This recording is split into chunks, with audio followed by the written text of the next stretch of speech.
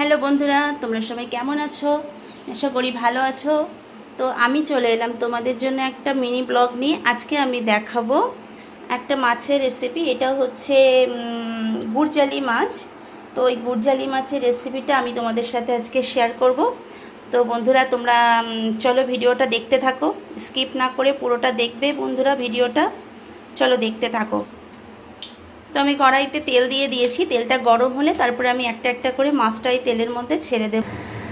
তো বন্ধুরা এখানে তেলটা ভালো মতো গরম হয়ে গেছে, দেখেই বুঝতে পারছো তেল দিয়ে পুরো ধোঁয়া উঠে গেছে।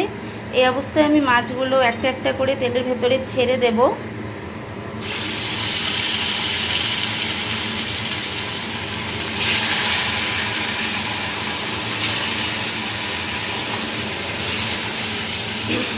তো বন্ধুরা এই যে মাছগুলো ছেড়ে দিয়েছি, এবার মাছগুলো আমি উল্টে পাল্টে খুব ভালো করে ভেজে নেব।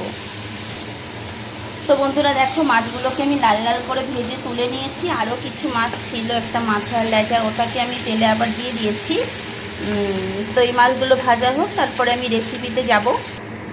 তো বন্ধুরা এই দেখো মাছগুলো আমি আবার তুলে নিয়েছি, মাথা লেজাটা ভাজা হয়ে গেছে। এবার তেলটা তো ওই তেলের ভেতরেই আমি এবার দিয়ে দেবো হচ্ছে। তো বন্ধুরা এই তেলের মধ্যে আমি দিয়ে দিচ্ছি গোটা জিরে আর শুকনো লঙ্কা। তো এটা আমি একটু ভালো করে নাড়িয়ে নেব। যে মাছের তেলটা ভাজা তেলটা ছিল আমি ওই তেলের ভেতরেই দিয়ে দিয়েছি, আলাদা করে আমি আর তেল দিইনি, যথেষ্ট তেল আছে। এবার আমি এখানে আলু কেটে ধুয়ে রেখেছিলাম, আমি আলুটা দিয়ে দেবো। তো আমি মাছে এমনি করতাম, আলু দিতাম না, কিন্তু দিলাম, আমার ছেলে একটু আলু পছন্দ করে মাছে, তো আমি ওই জন্য আলুটা দিলাম। তোমরা চাইলে না আলু দিতে না চাইলে তোমরা না দিতে পারো। তো আলুটা দিয়ে আমি এবার একটু ভাজাভাজি করে নেব। তো বন্ধুরা আমি এর মধ্যে একটু টমেটো দিয়ে দিলাম, আলুর সাথে একবারে নাড়াচাড়া করে নেব। আলুর সাথে টমেটোটাও নরম হয়ে যাবে, আলুটাও আমার ভাজা হয়ে যাবে। তো এবার আমি ভাজা ভাজা হয়ে আসছে আলুটা, আর একটু ভেজে আমি মশলাটা এখানে অ্যাড করে দেব। তো আমি এখানে একটা মশলা রেডি করে রেখেছি। এটা হচ্ছে এখানে আছে রসুন, আদা আর পেঁয়াজ আমি একসাথে পেস্ট করে রেখেছি। এই মশলাটাই আমি এই মাছের রেসিপির মধ্যে দিয়ে দেব। আদা, রসুন, পেঁয়াজ আর কাঁচা লঙ্কাও ছিল বন্ধুরা। কাঁচা লঙ্কা যে যেমন ঝাল পছন্দ করো সেই অনুযায়ী দিয়ে দেবে।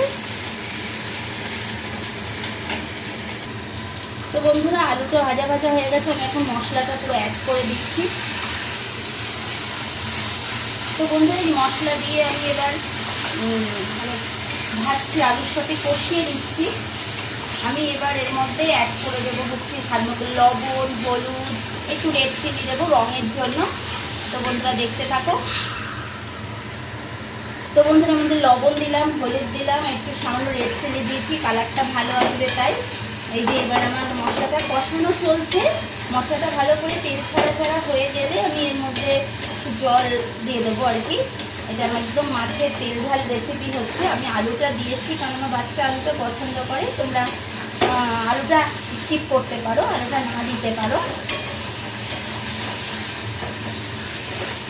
মশলাটা ভালোভাবে কষানো হয়ে গেছে, তেল ছেড়ে ছেড়ে দিয়েছে।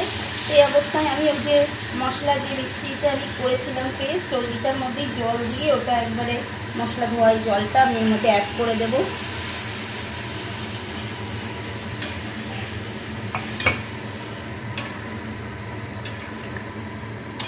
তো বন্ধুরা ঝোলটা একটু ফুটে গেলে আমি এর মধ্যে একে একে এই মাছগুলোকে অ্যাড করে দেব।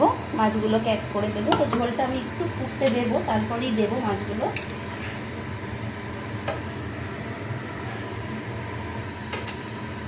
তো বন্ধুরা মাছের ঝোল মানে মাছটা এবার আমি এর মধ্যে দিয়ে দেবো। ঝোলটা ফুটে গেছে, গ্যাসের ফ্লেমটা একটু কমিয়ে দিলাম। এবার মাছগুলো আমি এক এক করে এর মধ্যে ছেড়ে দিচ্ছি। মাছগুলো সব এক এক করে আমি এর মধ্যে ছেড়ে দিচ্ছি। দিয়ে আমি আলুটা একটু সেদ্ধ করে নেওয়া ছিল আলুটা, তো তবুও আমি আর একটু সেদ্ধ হতে সময় দেব। আর আমি এই অবস্থায় এখন একটু ঢাকা দিয়ে দেবো বন্ধুরা, তারপরে আমি ফিরে আসছি আবার। তো বন্ধুরা মাঝে আমি একবার ঢাকনা খুলে দেখে নিয়েছিলাম আলুটা সেদ্ধ হয়ে মানে একটু বাকি ছিল, তো আমি আবারও ঢাকা দিয়ে দিয়েছিলাম।